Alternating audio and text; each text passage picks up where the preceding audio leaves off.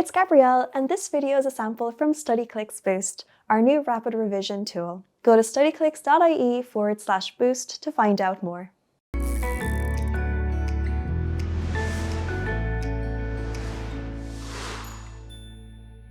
Hi guys, Sean here from Studyclix, and in this video we're going to be taking a look at the first derivation you're going to need to know for your Leaving Cert exam.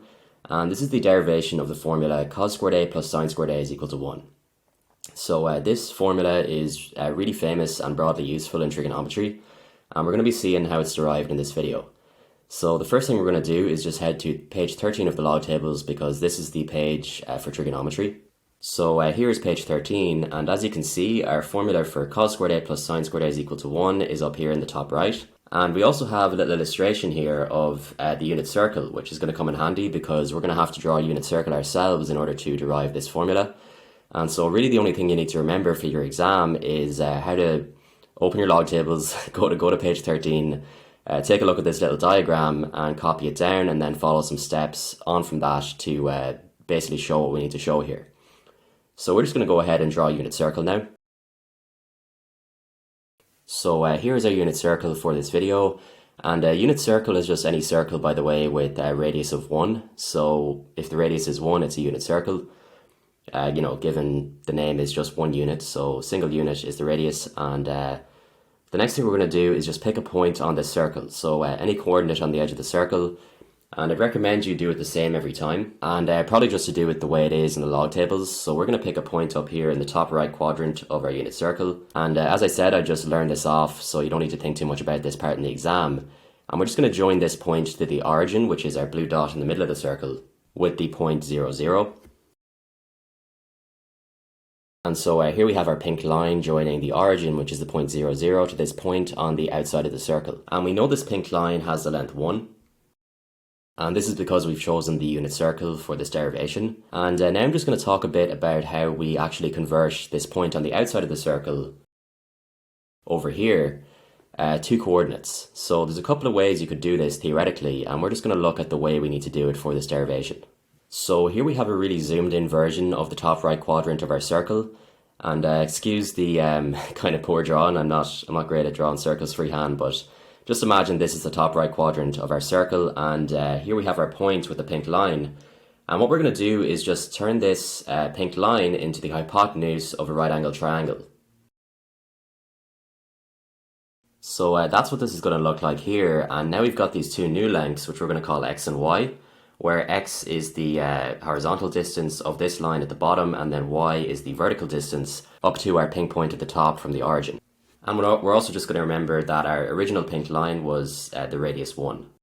So now the question becomes, how can we express x and y in terms of the value 1, which is the radius, and some other piece of information we have here? The first thing we're going to do is choose the angle, which is the angle of elevation from the origin to this pink point. And that's going to be the angle in here, which we're going to call the angle A. And now we're just going to recall something we learned from the junior cert, which is that we can express the sine and cos of this angle A in terms of the lengths of the triangle. So sine A in this case is equal to the opposite over the hypotenuse, or O over H, and the opposite is equal to Y, because this is the length of our triangle, which is opposite our angle A.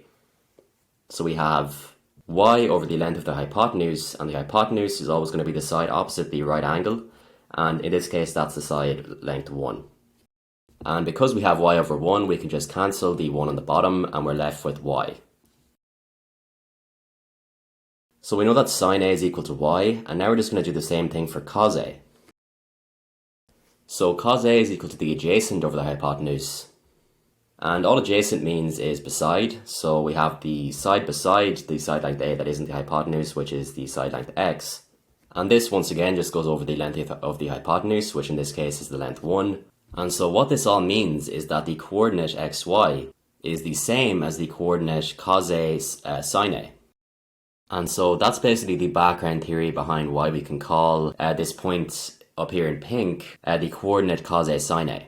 And one other thing to note before we move on is that the simplicity of this equation here is actually very dependent on the fact that we've chosen the unit circle, because if we didn't choose the unit circle, we would have some other number in front of cos A and sin A. So instead of having this invisible 1 in front of cos A and sin A, we could have some other length. So if our circle was of radius 50, the coordinate xy would be expressed as 50 cos A, comma 50 sin A.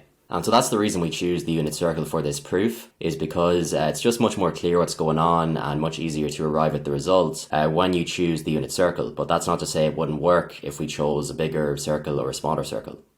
So with all that said, we're just going to go back to our unit circle now and label our point cos A sin A, as well as our angle. And another way to view this is that we've actually just converted this coordinate into polar form, so there's kind of a nice link there as well to complex numbers. And so just converting from absolute coordinates to trigonometric coordinates is a really useful skill, you know, in all areas of your Leaving Cert. But now that we have this point, the only remaining thing to do here is to calculate the distance from our coordinate cos A sin A to the origin, which is the point 0, 0. And of course, in this case, we know that our distance is equal to 1, so we're just going to be manipulating the expression we get. And now we're just going to go to our log tables and actually get the formula for distance, which is on the coordinate geometry page. And that is this page here, page 18. And the formula we're looking for is the 1 in the square root, which is the easiest thing to remember, I think, which is the length here of a line given coordinates x and y. We're just going to copy down this formula beside our circle. And we're just going to call the length we're looking for r, because in this case we're dealing with the radius. And although this formula is kind of, you know, a lot to look at, it's really just Pythagoras' theorem for coordinate geometry, where you've, instead of having, you know, x squared plus y squared is equal to r squared, you've taken the square root of everything and you're taking away the first point you're dealing with, which is the points x1, y1. Which in this case is just the origin, so it's not going to matter. But just so you know, this is actually derived from Pythagoras' theorem. So now that we've gotten this far, we're just going to label our points x1, y1 and x2, y2. And x1, y1, quite straightforwardly, is just going to be the centre of the circle, which is the origin. So we're just going to write the point 0, 0. And x2, y2 is going to be our point on the outside of the circle, which was the coordinate cos A sin A.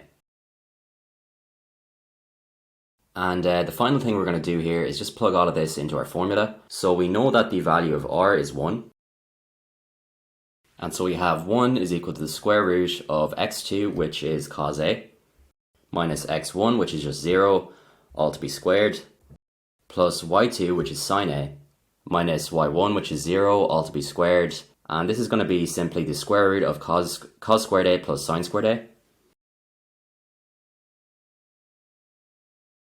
So now we have 1 is equal to the square root of cos squared A plus sin squared A, and now we're just going to multiply each side by itself, or square both sides. And this doesn't affect the left hand side because the left hand side is just 1, and of course 1 squared is just 1. So what we're left with, if we flip the equation as well, is that cos squared A plus sin squared A is equal to 1. And of course this is what we were trying to show, so our derivation is complete. And that is actually it for this video. I hope you enjoyed it and found it useful. And as I said, the only part you really need to learn off, once you know how to draw this unit circle, is sort of the reasoning behind why we can call this point cos A sin A. And then once you know that, you're just plugging it into the distance formula, and the rest is basically just a bit of algebra. So thanks for tuning in, and I'll see you next time.